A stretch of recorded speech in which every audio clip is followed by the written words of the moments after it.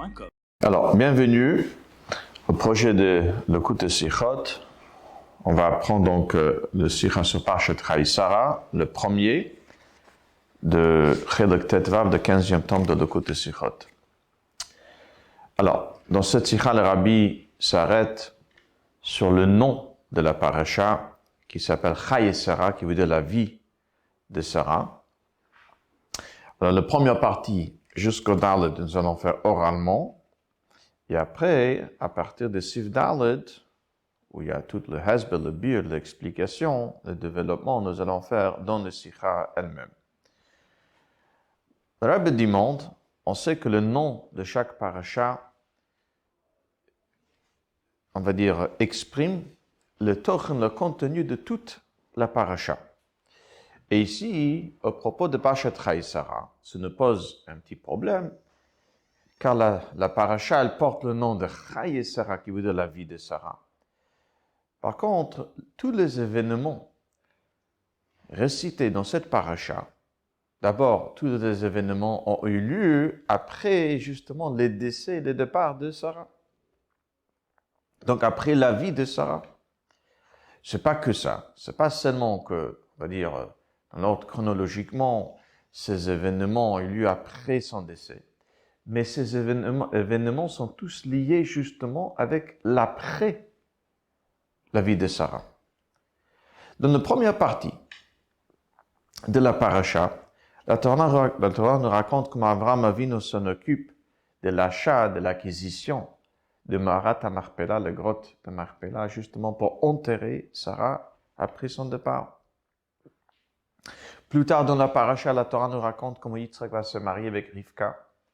Et la Torah nous dit qu'une fois qu'il se marie avec elle, Vayinachem Yitzhak acharei imo, il va se consoler après sa mort. Et comme Rashi dit, comme c'est l'habitude, que Mishemeta, lorsque sa maman, la maman, elle décède, on s'en console avec son épouse, avec sa femme. Donc on voit ce mariage qui a amené une consolation sur le départ de Sarah, lié avec l'après Sarah. Troisième et dernier sujet, à la fin de la paracha, c'est justement que Abraham, il serait marié à nouveau avec Keturah. Et donc ça, Keturah, c'est Hagar, qui était le Shifra Mitzrite, qui était la servante d'Abraham Avinu, qui était la maman d'Ishmaël.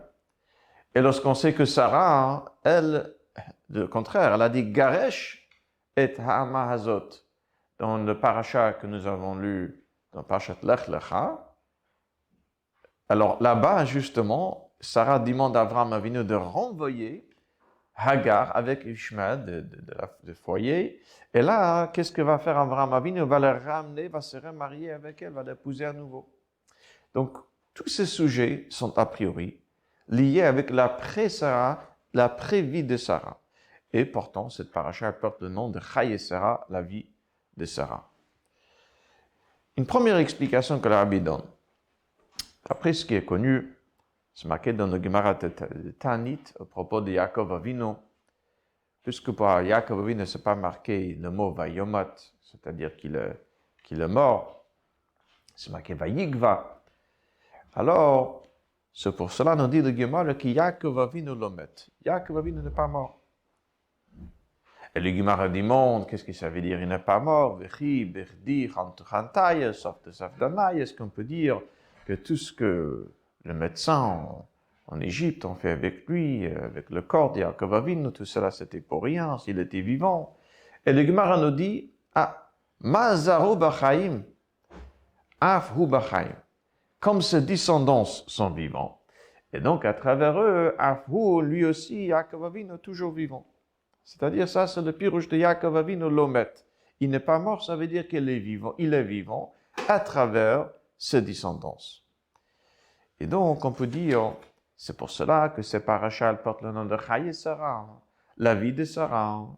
Car lorsque nous voyons que son fils Yitzhak va continuer dans le chemin qu'avaient tracé Abraham et Sarah, et lorsqu'il va se marier avec Rivka, qu'est-ce que nous dit la Torah? Vayive'eha Yitzhak ohela Sarah imo. il va l'amener à la tente de Sarah, sa maman. Mais ce n'est pas marqué dans la Torah, Shel Sarah Imo, de Sarah, sa maman. C'est marqué Sarah Imo et Sarah, sa maman. Et comme Rashi explique, c'est pour dire que dès que dès qu'il amène dans les tentes, c'est à nouveau comme c'était pendant la vie de Sarah Imo.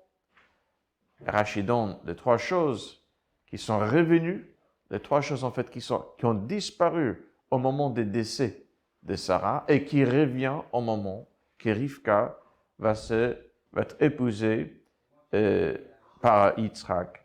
Il y a le bougie qui va être resté allumé donc de Shabbat, Erev Shabbat, Erev Shabbat. Cette bracha dans le pâte, il y avait un nouet qui était sur la tente, qui était le symbole de présence de Shrina.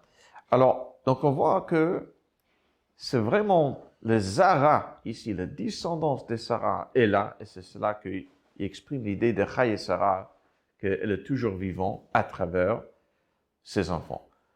Mais le Rabbi dit, cette explication ne suffit pas. Parce que finalement, ça, ce n'est qu'un sujet sur trois dans le paracha. Mais le premier sujet qui est l'acquisition de Marat Marpella, et le troisième et dernier sujet principal de notre paracha, qui est comment Avram va épouser Ketura, Hagar, a priori, ce n'est pas exactement la volonté, la vie de Sarah qui vit à travers Zara, à travers ses descendances. Et pourtant, tous ces trois sujets sont dans, c'est pas que le sujet des milieux, mais aussi le sujet des deux bœufs avec Marat Marpella, le sujet de la fin qui font partie de cette paracha qui porte le nom de Chaye Sarah. Donc ça veut dire que tous les trois sujets finalement doivent être liés, exprimés par ce nom de Chaye Sarah. Alors, pour comprendre le Rabbi demande encore, on va dire deux questions. Une première question,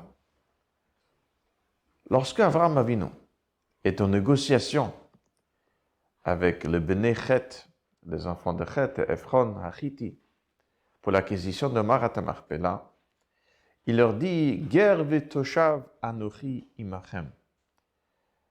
Rashi, justement, s'arrête, ça vient de Bereshit Rabbah. Qu'est-ce que ça veut dire « Ger vetoshav anochi » ou « Ger » ou « Toshav ». Ger, c'est un étranger. Toshav, c'est un habitant permanent. Alors, on ne peut pas être à la fois, a priori, un Ger et un Toshav. Rashi explique, Avraham Avinu est en train de dire, c'est vrai que je suis étranger, mais si vous ne voulez pas me vendre, à ce moment, je vais le réclamer parce que la vérité est que je suis Toshav. Akadosh Baruch Hu m'a promis cette terre d'Eretz Israël et je pourrai le prendre, même contre votre gré. Alors, le Rabbi demande ici, on va dire, Mimon Afshar, une question dans les deux sens. Première question, puisqu'Avraham Avinu pouvait le prendre selon l'Halacha, parce que c'était une promesse. Dans ce cas-là, pourquoi il essaie d'abord de passer, on va dire, par des moyens conventionnels? Il essaie de l'acheter comme s'il est étranger. Si vraiment, à pire alors, selon l'Halacha, il a droit à cette mahara, ce grotte-là, il aurait dû le prendre contre leur gré. De l'autre côté, il faut comprendre comment Avraham Avinu disait qu'il est Toshav. Pour l'instant, ce n'est qu'une promesse. Dans le mot de Pasuk, lorsque Kadosh Baruch Hu promet à Avraham, qu'est-ce qu'il dit? Le Zaracha eten et haaretz hazot. Je donnerai à tes descendants. C'est dans le futur. Agav, le Rebbe n'amène pas, mais l'histoire entre le berger de Lot et le berger d'Avraham, racontée, récitée dans Parashat Lech Lecha, c'était justement cette question-là qui était à l'origine de leur dispute, de leur querelle, parce que Avraham Avinu disait, pour l'instant, on ne peut pas laisser nos troupeaux paître dans le champ des autres, c'est pas encore, ça ne m'appartient pas pour l'instant. Tandis que le roi et Lot, eux, ils disaient, mais de toute façon, toute cette terre, c'est Avraham Avinu, Akadosh Baruch Hu l'a promis.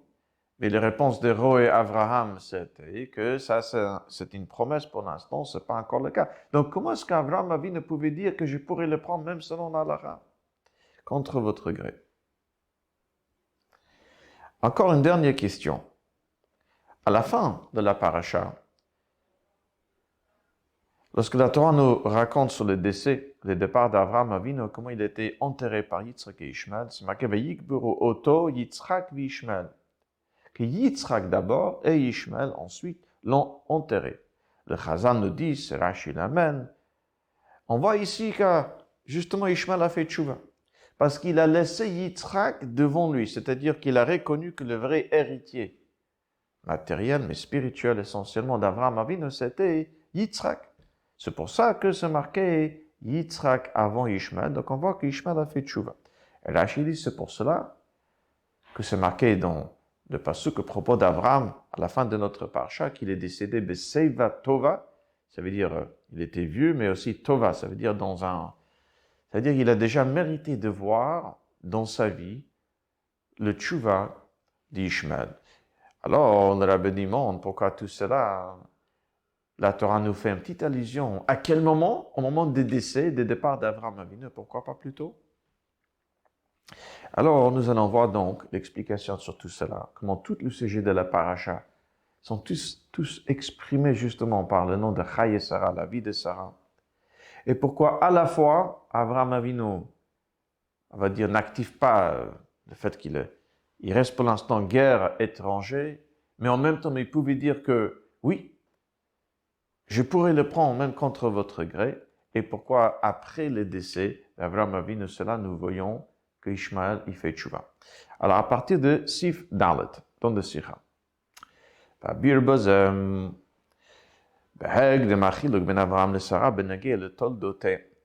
faut tout d'abord expliquer les différences entre Abraham et Sarah, ce qui distingue, on va dire, ce qui fait la distinction entre Abraham et Sarah au propos de leur descendance.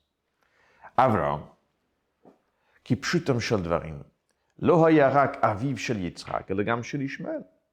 עד שאמרו חז"ל, כי בנך יחידך אשר אהבתו, מתפרש הן על יצחק והן על ישמעאל. יתרה מזו, ישמעאל נולד לו לפני יצחק. Ok? Abraham était le père et d'Yitzhak et d'Ishmael. Plus le Chazan nous dit.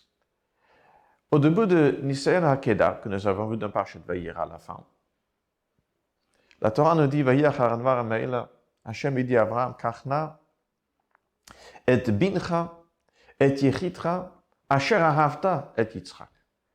Ton fils unique que tu aimes, Yitzhak. Pour toi, pourquoi tout cela? Rashi nous amène ce que le Chazan nous dit sur cette pasuk. Lorsque Kadosh Baruch lui dit ton fils, il dit lequel? J'ai deux. Ishmael et Yitzhak. Il dit ton fils unique. Abraham me dit tous les deux sont uniques à leur maman. C'est fils unique pour leur maman. À celui que tu aimes, il dit j'aime tous les deux. Alors c'est pour ça que Kadosh Baruch dit après tout cela, il enchaîne Yitzhak. Ça veut dire que Ishmael était le fils d'Abraham qu'il aimait. Kloma. Mais Abraham yatsu lo rak bnei Israël אלא גם אומות אחרות. ואף הקדוש ברוך הוא אמר לו, אב המון גויים נתתיך, היינו, שהוא אב לכל העולם. Il n'y a pas qu'une seule peuple qui est issu d'Abraham Avinu. Il y a d'autres peuples aussi. Et en plus, tout cela est allusionné dans le nom d'Abraham. Pourquoi Kadosh Baruch Hu l'appelle Abraham? Parce qu'il sera Av Hamon Goyim, un peuple sur plusieurs, un père, pardon, le patriarche sur plusieurs peuples. Ça, c'est Abraham Avinu. Par contre, Sarah, Hashenkin Sarah, Haïta imo shel Yitzhak bilvad, Haïne sheshaychut hi la'am Yisrael. Sarah, elle n'est liée qu'avec Yitzhak, avec le peuple d'Israël.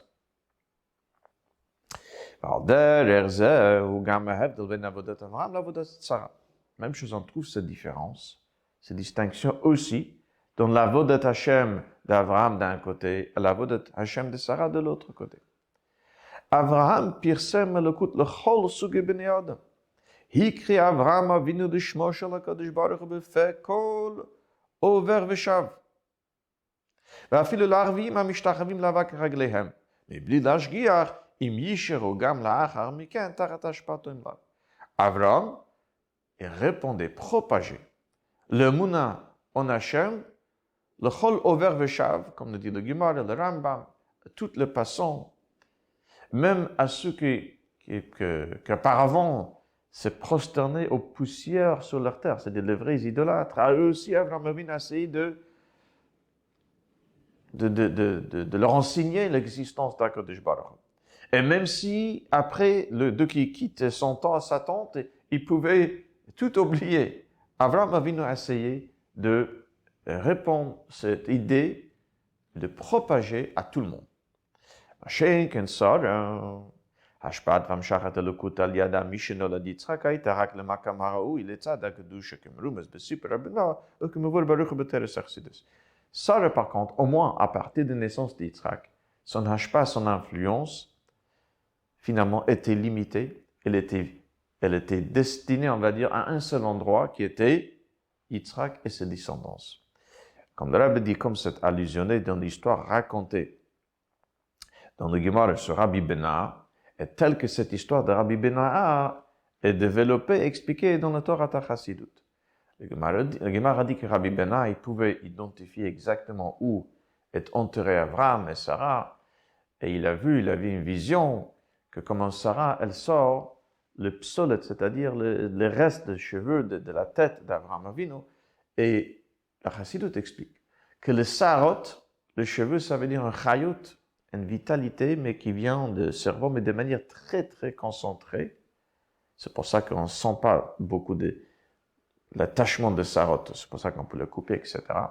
Mais, on sait lorsque le chayut, finalement, est concentré, et donne lieu à deux choses, puisque la lumière est cachée et voilée.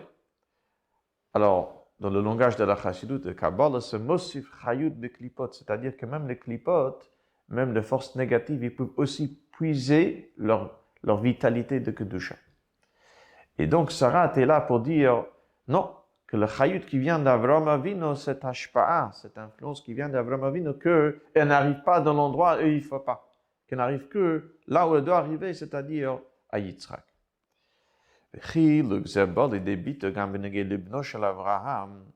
Cette différence, cette distinction entre Sarah et Abraham, elle s'exprime aussi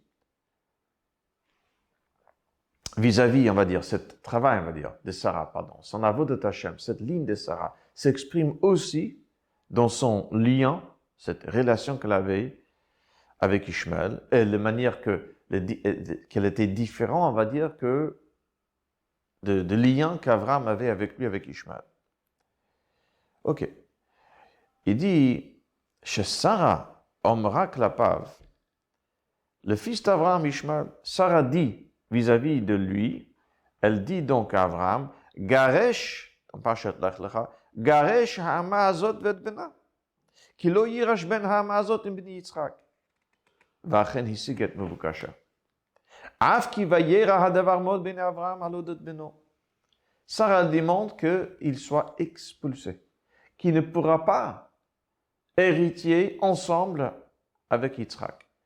Ces choses-là, comme dit la Torah, vayera hadavar mod ben Abraham. Abraham, c'était quelque chose qu'il a vu d'un mauvais œil. Alors, pashtus, ça veut dire, c'était difficile pour lui dans le pshat, c'était difficile pour lui de renvoyer son fils de la maison. Mais le Rabbi explique tout cela, c'est la différence dans les deux approches, on va dire, la différence entre l'approche de Sarah et l'approche de Abraham Avinu, vis-à-vis d'Ishmaël.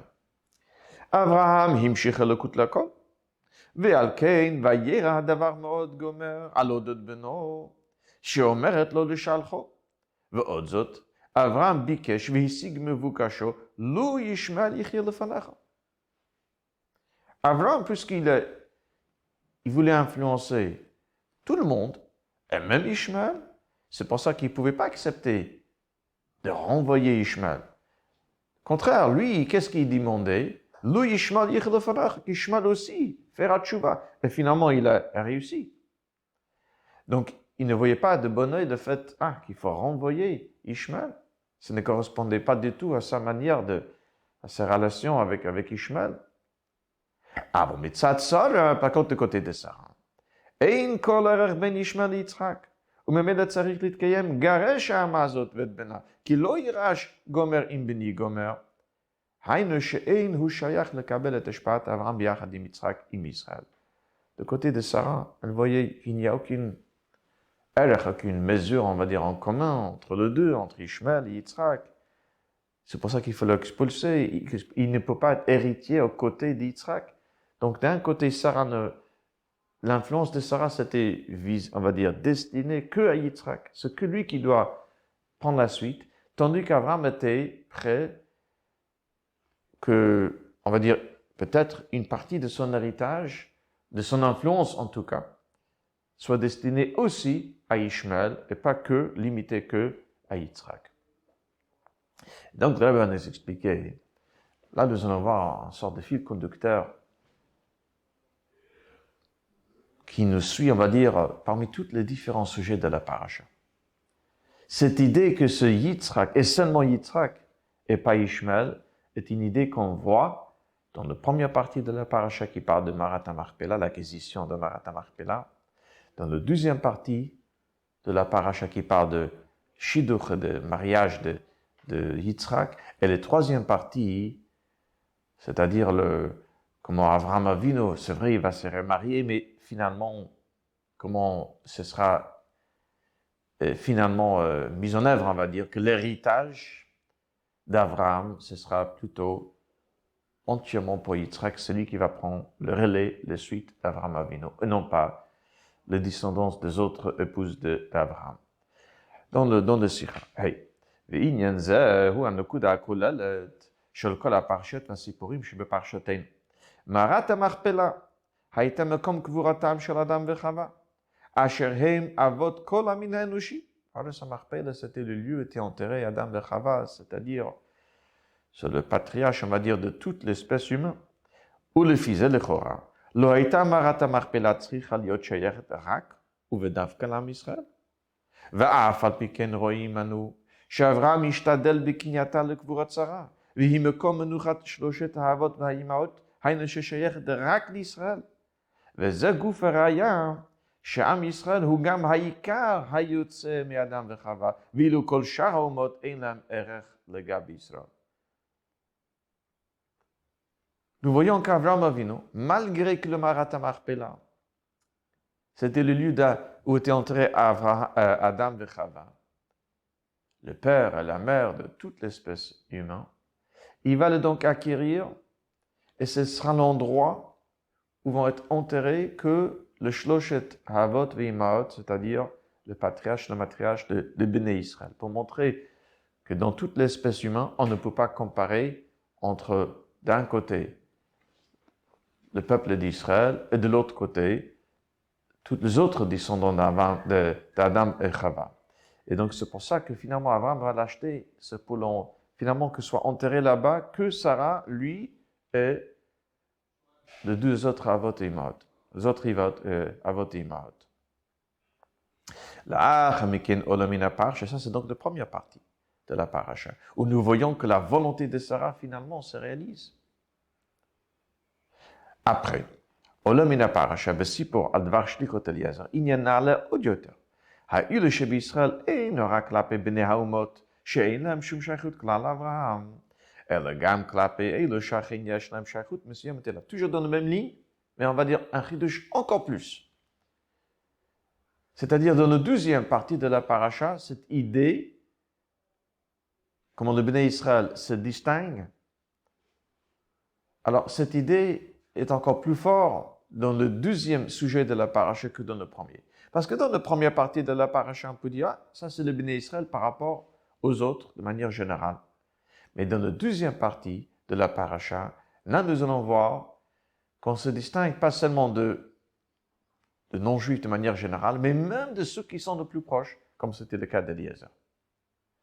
Odot Eliezer Eved Avraham Nema, Sheyet Dole Umashkem Mitorato Shel Rabol Achirim. ואף בסיפור זה גוף על שליחותו מתאר הכתוב ותראי והניסים שהראה לו הקדוש ברוך הוא בעת מילוי שליחותו מאת אברהם. עד שלמדו חז"ל מעריך את הסיפור כי יפה שיחתן של עבדי בתי אבות מתורתן של בנים חולו. ולאחרי כל זאת, לא היה יכול אברהם לשדך את יצחק לביתו של אליעזר, לפי שבני ברוך, ואתה ארור, ואין ארור מדבק בברוך. Les Chachamim nous disent à propos d'Eliezer qui était le serviteur d'Abraham Avinu. C'était celui qui était dolé ou mashke mitorat rabo, c'est-à-dire il puisait de puits, on va dire, de Torah d'Abraham Avinu. Celui qui le propageait ailleurs, à tout le monde. C'est-à-dire c'est celui qui répondait, qui propageait le mouna d'Abraham Avinu à tout le monde. C'était un vrai talmud a priori, un disciple d'Abraham Avinu. Et on voit sa grandeur, comment la Torah nous raconte, comment pendant toutes les chidr, comment il a vu des miracles, de grands miracles, pas après pas. Et comment le Chachamim apprend de toute cette histoire qu'il y a fait sichatan shel avdei bate avot mitoratan shel banim. Des fois, de simples paroles de serviteurs d'Avot, d'Avraham, Yitzhak et Yaakov, d'une certaine façon encore plus haut que le Torah de leurs enfants. Le Torah de leurs enfants, des fois on apprend des halachot et des halachot par une lettre ou même un petit kotz, comme on dit, sur une lettre de la Torah. Tandis qu'ici, cette histoire, la Torah le raconte avec en tous ses détails, et 2 fois, même 3 fois. Alors, et finalement, il propose sa fille pour Yitzhak, Abraham Avinu dit non, Beni Baruch. Par contre, c'est pas pour toi. Que l'homme c'est-à-dire avec toutes ces qualités d'Eliezer. Et donc, il n'était pas un autre non-juif comme les autres non-juifs. Il était Eliezer. Malgré cela,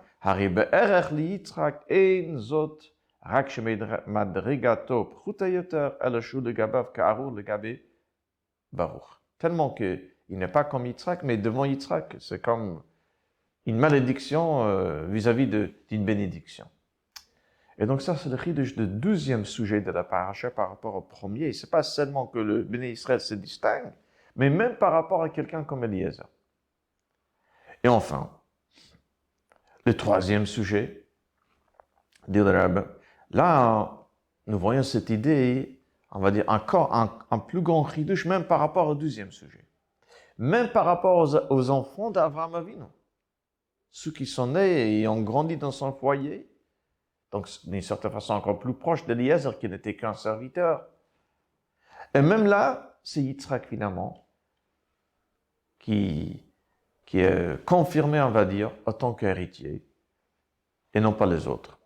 Vav, aussi ma parche mosif à Torah, iloi gadol od yoter bedavar, shemanatam shel Israël yafid legabe toldot shel Avraham, va'amayli bofen shel toldot. C'est-à-dire cette supériorité, si on peut dire, d'Yitzhak, c'est même par rapport aux autres descendants d'Abraham.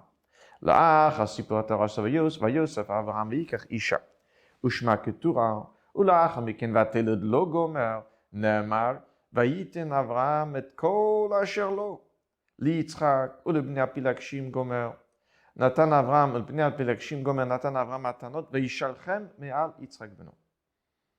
Il va donner à Avraham Avinu avant son décès, il va donner à Yitzhak kol asher, tout ce qu'il a. C'est lui l'héritier. Et le bnei al-pelakshim, les enfants des autres épouses, même si c'est son descendance, il va leur donner des cadeaux, il va les envoyer éloigner, il va les éloigner d'Yitzhak. Ça y est. Alors, derrière ça, matzina bekash le bnei Ishmael. Shalaf heyotam toldot Ishmael ben Avraham. Aretekaf hosif vehidgesh hakatuv. Asher yolda haraga hamitzrit shifrat Sarah. Même par rapport à Ishmael. Et la Torah dit, c'était toldot Ishmael ben Avraham. Donc, la Torah elle-même dit c'était ben Avraham. Et quand même, la Torah nous dit à la fin de la paracha, c'était oui, Ishmael, mais Asher Yod Hagar Hamitzrit Shifrat Sarah. Hainu, Shet Mitzioto Shel Ishmael. Vitoldot Avatsov Koladorot, Yod Shifrat Sarah Lelo Erech Yitzhak ben Sarah. C'était que le chiffre, la servante de Sarah, et donc aucune mesure en commun avec Yitzhak qui était le fils de Sarah. Ici, dans la parenthèse, C'est intéressant que le Rabbi le dit dans la parenthèse lorsque les questions de Rabbi l'a demandé dans le pnim même de Sira, mais la réponse vient ici dans la parenthèse. Le Rabbi dit avec ça, on pourra comprendre pourquoi le tchouva d'Ishmael, qu'Ishmael fait tchouva, et il reconnaît Yitzhak en tant qu'héritier d'Abraham. Alors, c'est pourquoi la Torah fait allusion à cela qu'après le décès, le départ d'Abraham Avinu. Parce que c'est là, c'est-à-dire au moment d'héritage, que nous voyons qui était vraiment le vrai héritier, la suite qui va prendre le relais d'Abraham Avinu. C'est-à-dire toutes leurs discussions avant, toutes les discussions entre Ishmael et Yitzhak, et que Sarah voyait qu'ils sont en train de se disputer, etc., c'était justement sur ces sujets-là. Et donc, c'était au moment du départ d'Abraham Avinu que la Torah nous dit qu'il les a tous renvoyés, et c'est Yitzhak qui était confirmé en tant que son héritier. C'est pour ça que c'est à ce moment, au moment du départ d'Abraham Avinu, que la Torah nous donne cette allusion sur le tchouva de Ishmael, qui va reconnaître que ce n'était pas lui, mais plutôt Yitzhak qui était l'héritier d'Abraham.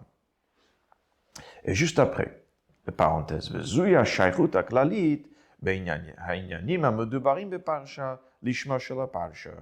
חיי שרה, כי בעניינים אלו מודגש החידוש, שפעלה בעבודתה, ואלה הם חייה האמיתיים, לגלות ולבטא את ההבדל ואין ערך בין יצחק לישמעאל בין ישראל לעמים. Donc finalement, on voit que tous les trois sujets sont liés avec Chaye Sarah, la vie de Sarah, c'est-à-dire ça c'était son avodat Hashem, sa ligne dans son avodat Hashem, la distinction entre Yitzhak et les autres. Et donc, tout cela, finalement, c'était Mazara Bachaim, si on peut dire. C'était après son décès que cette Chaye Sarah, cette vie de Sarah, cette volonté de Sarah était mise au jour. Et dans le parasha de Marat Marpella, même si c'est l'endroit où est enterré Adam et Chava, finalement, ce sera que pour le Bnei Israël. En plus, avec l'histoire d'Eliezer, que lui, il ne pouvait pas se marier avec le fils. Il pourrait pas, ce ne serait pas sa fille qui pourra se marier avec Yitzhak, même s'il était très proche, mais c'était encore quelqu'un en dehors de Yitzhak, on va dire, d'Abraham et Yitzhak. Et enfin, la fin de la paracha où c'est Yitzhak, et seulement Yitzhak qui est confirmé en tant qu'héritier d'Abraham Avinu, c'était justement ça la volonté de Sarah. Tout cela, c'est la première partie de Sira. Maintenant, dans la deuxième partie, le Rabbi donne une explication encore plus en profondeur de tout cela.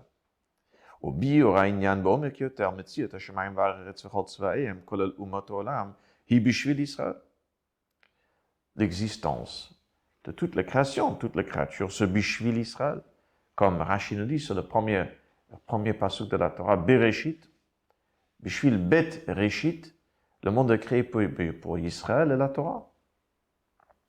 Hainu, shekol matarat beriatam hi letzorech Israël. וממילא אם אין ממלאים כוונה מטרה זו, אין כל סיבה למציאותם. La raison d'être, d'exister, c'est pour le Bnei Israël. Donc, si jamais cette but n'est pas, on va dire, n'est pas respectée, s'ils ne vont pas, leur Metzius ne va pas aider au Bnei Israël, à ce moment, ils n'ont pas de raison d'exister. Entre parenthèses, intéressant ce que le Rabbi dit ici. La différence entre nous mitzvot, les 613 mitzvot, et les 7 mitzvot de Sheva Mitzvah de Bnei Noach pour toute l'humanité. C'est pas juste une question de quantité. 7 face à 613, le Rabbi dit aussi dans la qualité de ces mitzvot. Le 7 mitzvot de Bnei Noach, c'est juste pour qu'il y aura une société, qui est un yishuv, qui vit en paix, c'est-à-dire c'est pour permettre les Bnei Israël à faire leur service de Dieu. Et c'est pour cela, dit le Rabbi, on voit, il n'y a aucune différence entre une mitzvah et une autre dans les 7 mitzvot. Si un non-juif ne respecte pas une de ces 7 mitzvot, normalement, il doit être condamné à mort. Pourquoi? Parce que son existence est justement pour permettre, il y a tout un monde pour permettre à un juif de venir et servir Dieu. Et donc, le non-juif, ça veut dire, il existe pour pouvoir permettre tout cela. C'est là où lui, il est en train d'accomplir sa mission. Et donc, s'il ne l'accomplit pas, il n'a pas de raison d'être. Enfin, la parenthèse. ומאחר שזהו כל תוכן מציאותם, היה הדבר צריך להיות ניכר כבר כלפי היהודי הראשון, אברהם. ואף עניין זה מודגש בפרשת חיי שרה בכל שלושת עניינים שבה כדלקמן. Donc, cette idée que le monde entièrement, toutes les existences sont là pour permettre, aider un juif de servir Dieu. Donc, ça devait être comme ça depuis Abraham Avinu, le premier juif. Et le Rebbe, justement, on le voit tout cela dans le parachat de Chayei Sarah, dans tous les trois sujets.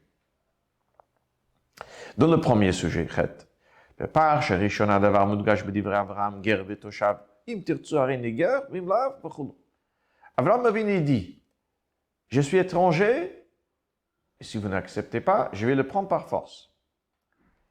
Qu'est-ce que ça veut dire?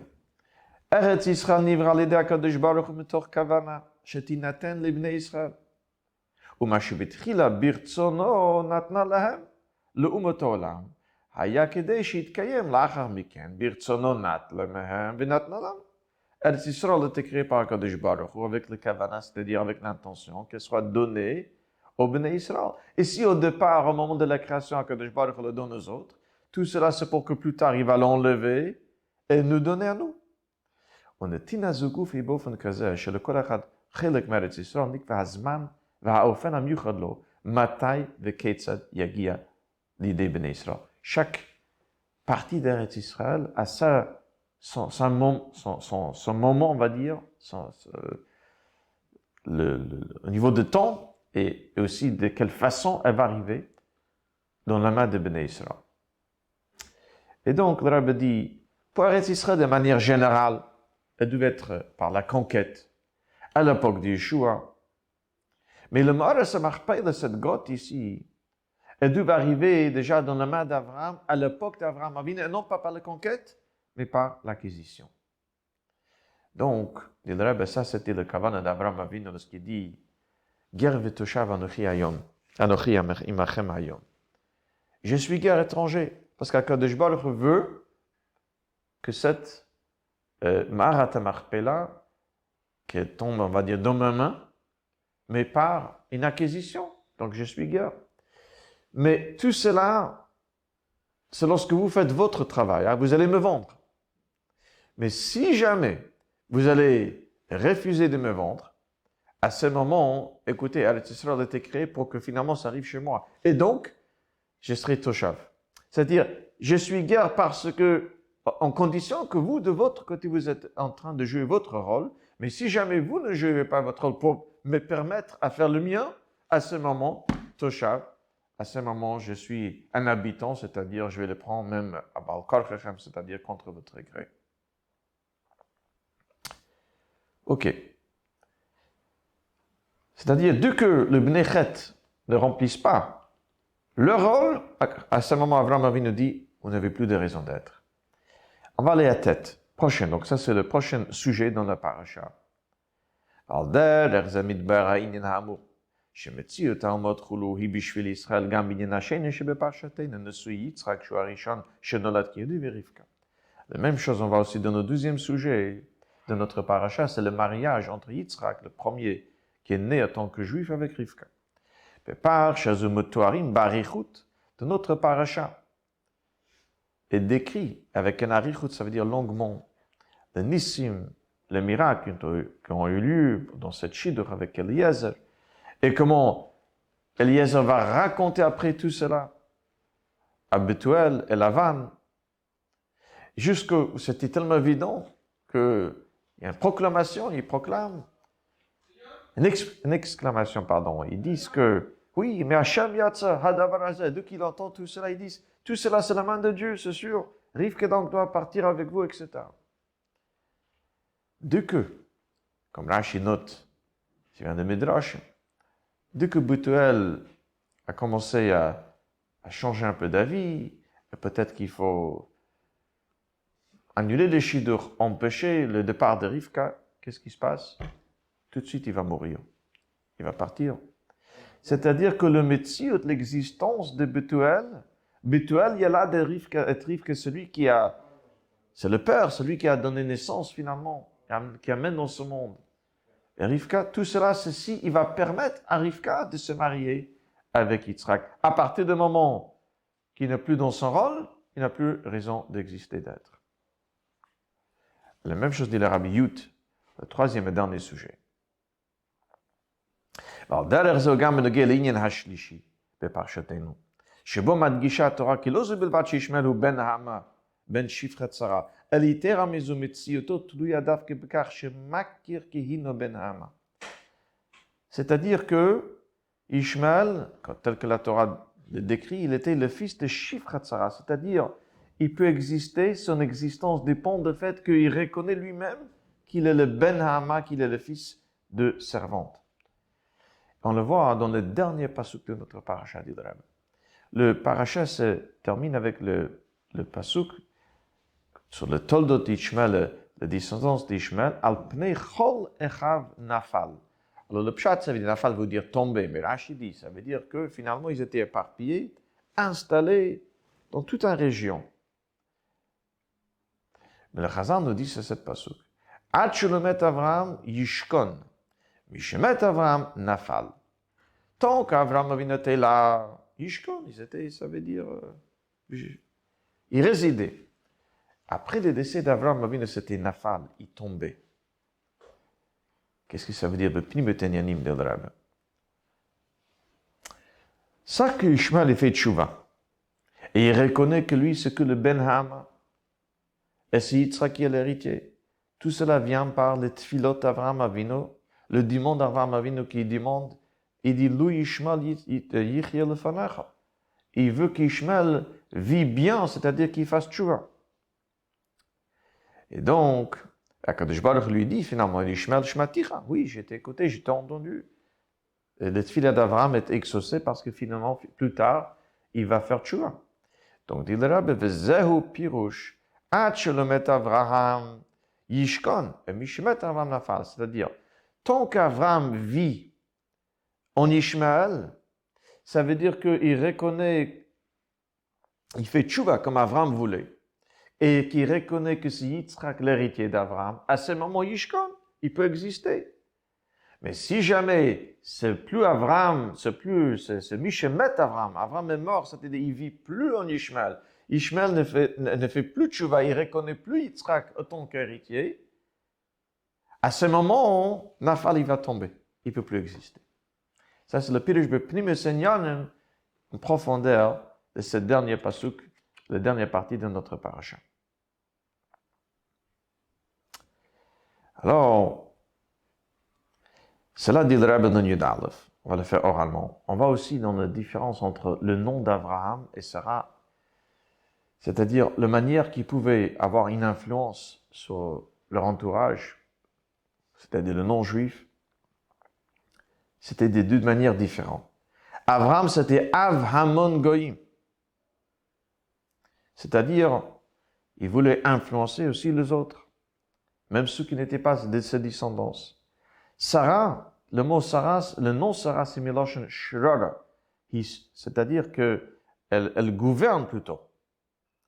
C'est un shlita, c'est un gouvernant sur les autres. Et donc, encore une fois, on voit ici cette différence entre Abraham et sa manière d'influencer les autres, et Sarah et les siens. Yudbet. Mais dit le Rabbi, on peut encore demander, hey, nemet shinyane parasha mevim le debit et avodat v'chidusha miuchat shel Sarah.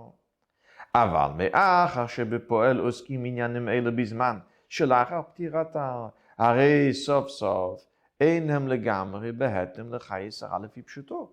קכ"ז שנות חייה ועבודתה בעל מדין. C'est vrai que toutes ces choses expriment sa volonté, etc. Donc c'est sa vie. Mais finalement, toutes ces choses, c'était après les 127 ans de sa vie. Comment on peut appeler finalement cette paracha par le nom de Chaye Sarah, qui parle de 127 ans? C'était le Shnei Chaye Sarah. Et là, ben, Birbazer. נקודת העניינים שבפרשת חיי שרה, אף שאירו בזמן שלאחר פטירתה, היא הפעולה שפעלה שרה בעבודתה בקכ"ז שנות חיותה בעל מדין. אין זאת, אלא שבשעת עבודתה בפועל, הייתה פעולה זו בהלם, ודווקא לאחר פטירתה בא לידי גילוי. C'est-à-dire, si après son départ, nous voyons toutes ces choses-là, cette volonté de Sarah, comment se réalise. Mais c'est grâce au travail de Sarah pendant les 127 ans qu'elle était là. Mais pendant nos 127 ans qu'elle était là, alors toute cette volonté de Sarah, ce qu'elle a fait, on va dire, pendant ces 127 ans, est resté Behalem.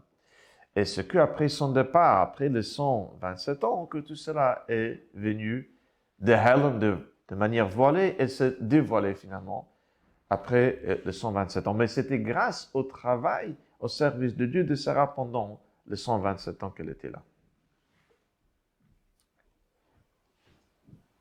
Et donc, le Rabbi dit,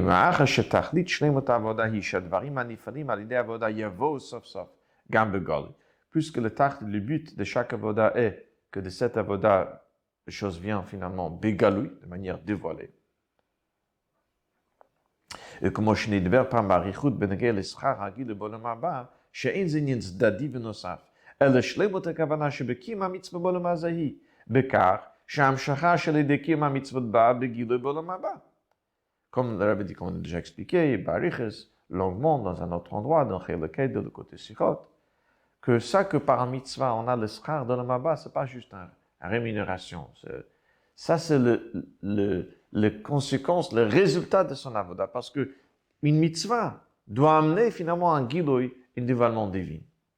Et donc, puisque c'est ça le tahlit, que l'avoda de 127 ans amène les choses begolé, cette volonté de Sarah, la distinction entre Yitzhak et les autres, qu'elle soit de manière dévoilée, à remouvan, שהעניינים שבפרשה שבהם באה עבודת שרה לידי גילוי, הרי הם חיי שרה, היינו שלמות המכוון בקכ"ז שני חיי שרה.